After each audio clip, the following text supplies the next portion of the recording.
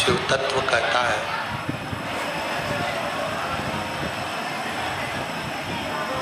दूध को कीमत वाला बनाने के लिए भगवान ने उसको घी बनाया। और घी इतने आसानी से नहीं बन जाता। दूध को थोड़ा सा तपना पड़ता है, दूध को थोड़ा सा फटना भी पड़ता है, दूध को थोड़ा सा कष्ट सहना पड़ता है। कई लोग कह देते हैं, गुरुजी हम इतना भजन करते हैं, कीर्तन करते हैं, मंत्र जाप करते हैं, स्मरण करते हैं, उसके बाद भी सारा दुख हमारी जिंदगी में ही है, सारा कष्ट हमारे जीवन में ही है। देखिए, मान लो कोई व्यक्ति भगवान का भजन भी नहीं करता, कोई मंदिर में जाकर एक लोटा जल भी नहीं चढ़ाता, कोई नाम जाप भी नहीं करता,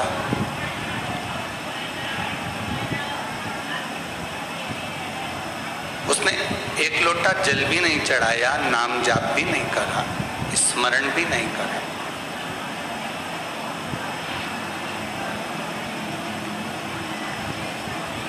उसके बाद भी वो बड़ा सुखी है, उसको कोई कष्ट ही नहीं, वो बड़ा आनंद में। और जो रोज भगवान के मंदिर भी जा रहा है, भजन भी कर रहा है, स्मरण भी कर रहा है, कीर्तन भी कर रहा है, नाम जाप भी कर रहा है, उसके बाद भी उसकी जिंदगी में तकलीफें पीछा नहीं छोड़ रही।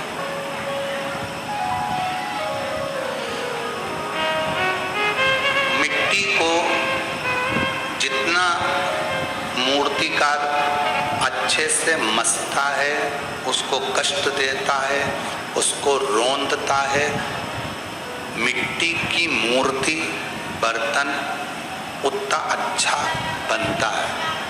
मान लो भगवान ने तुम्हारी किस्मत में थोड़ा सा दुख, थोड़ा सा कष्ट ज्यादा लिखा है, तो ये चिंता मत करना कि भगवान हमको कष्ट ज्यादा दे रहा है। हो सकता है वो तुम्हारी मूर्ति अच्छी बनाना चाहता है, वो तुम्हें श्रेष्ठ बनाना चाहता है, वो कुछ अच्छा करना चाह रहा है, वो कुछ श्रेष्ठ करना चाहता है।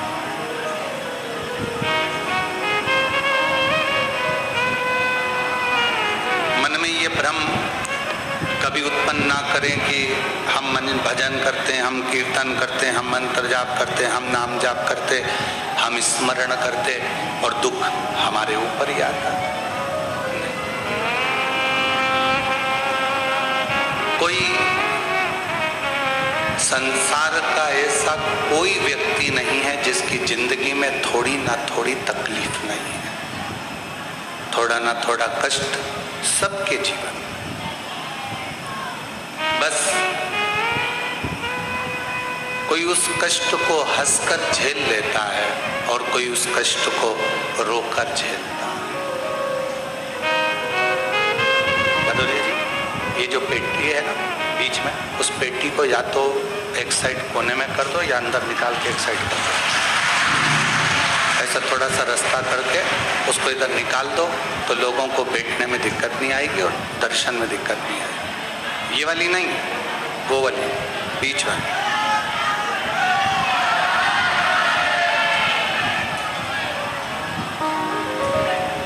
और मैंने तेरे भरोसे बाबा, तेरे भरोसे हवा विच उड़ती जागी बाबा, डोर हथों छड़ी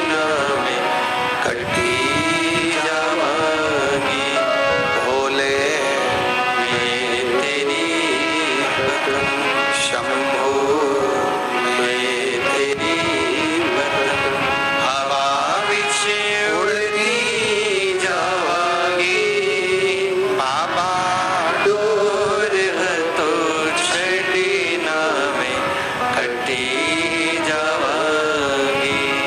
कोई जीवन में थोड़ा बहुत कष्ट, थोड़ा बहुत दुख, थोड़ी बहुत तकलीफें अगर आ रही है तो ये चिंता ना करें कि हम भजन करते, कीर्तन करते, मंत्र जाप करते, स्मरण करते, उसके बाद भी भगवान हमको ही दुख देगा। हो सकता है कि थोड़ा कष्ट जीवन में मिल रहा हो, थोड़ा कष्ट जीवन में प्राप्त हो रहा हो, थोड़ा मंत्र जाप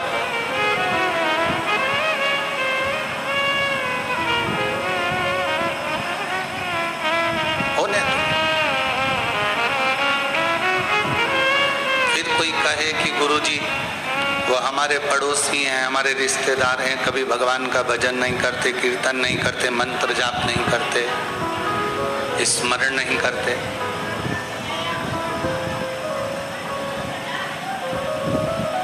और उनके पास में सारा वैभव है, भगवान उनको ऐश्वर्य भी दे रहा है, धन भी दे रहा है, दौलत भी दे रहा है, संपदा भी दे रहा है।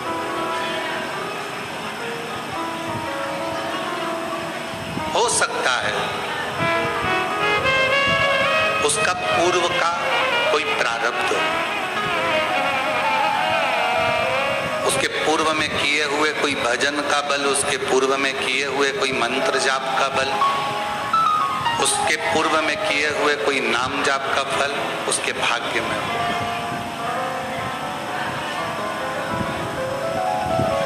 और हमें जो मिल रहा है वो भी हमारे पूर्व के प्रारब्ध का है। थोड़ा दुख ज्यादा मिल गया, थोड़ा कष्ट ज्यादा मिल गया, थोड़ी तकलीफें ज्यादा मिल गई, कोई बात नहीं।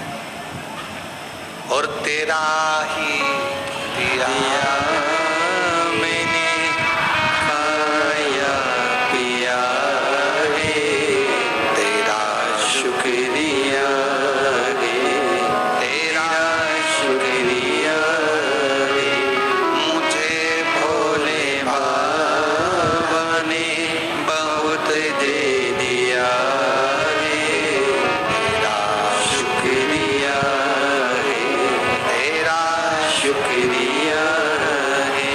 पेट का काम है पाप करना,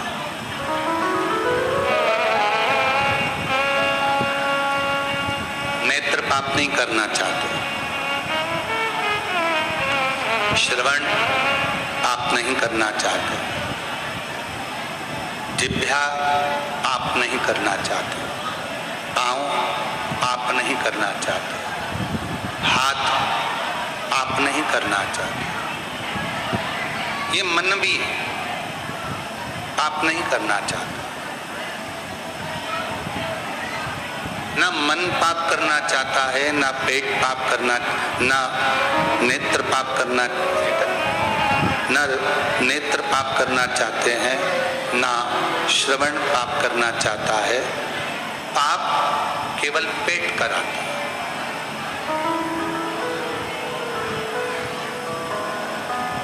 जब भूख लगती है, जब उसको लगता है कि मुझे जरूरत है,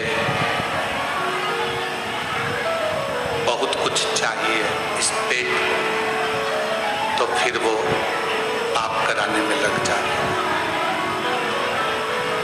पाप कर्म करने में लग जाता है। अब पाप करा पेट ने, पाप करवाया पेट ने, पाप का बोझ कौन ढोता है?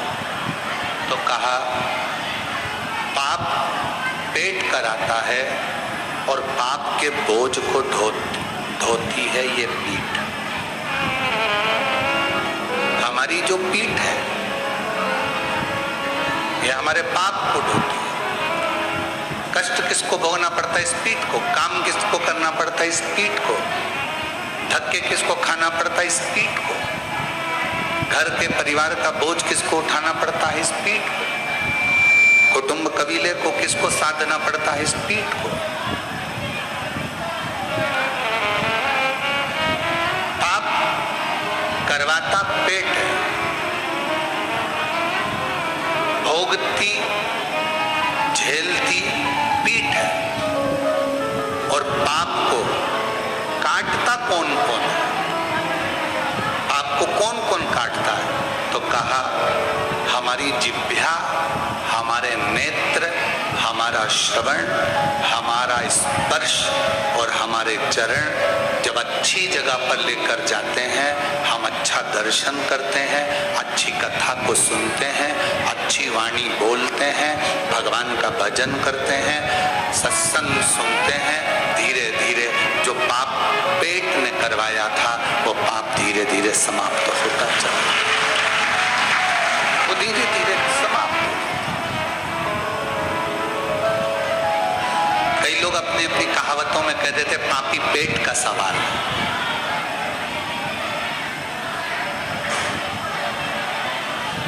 ये पापी पेट का सवाल है। कई लोग अपनी अपनी वाणियों में, अपनी अपनी भाषाओं में, अपने अपने शब्दों में, अपनी अपनी बातों में कह देते हैं कि ये पेट ने पाप किया है, पाप करवाने वाला ये पेट है। भूख लगी, थोड़ा सा बच्चों का दर्द नहीं देखा गया, भूख नहीं देखी गई, परिवार की भूख नहीं देखी गई, कुटुंब की भूख नहीं देखी गई, तो फिर पाप करवाए। और मत बुरे कर्म कर बंदे वरना पछताएगा, भगवान की आंखों से तू बच नहीं पाएगा, बच नहीं पाएगा। अरे ओ अज्ञानी मत करना नादानी, अरे ओ अज्ञानी मत करना नादानी। तेरे कर्म का फल भी तू ही पाएगा, जैसा किया तूने तेरे आगे आएगा। मत बुरे कर्म कर बंदे वरना पछताएगा, भगवान की आंखों से तो बच नहीं पाएगा, तो बच नहीं पाएगा। अपनी वाणी,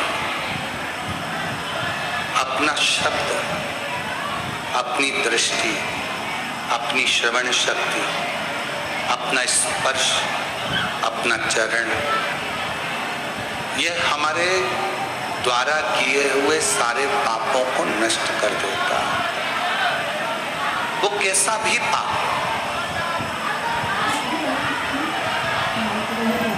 फिर कहें दूध में कोई सुगंध नहीं, पर दूध का जब घी बन जाता है तो उसमें सुगंध आना प्रारंभ हो जाता है। बस दूध को थोड़ा सा तपना पड़ेगा,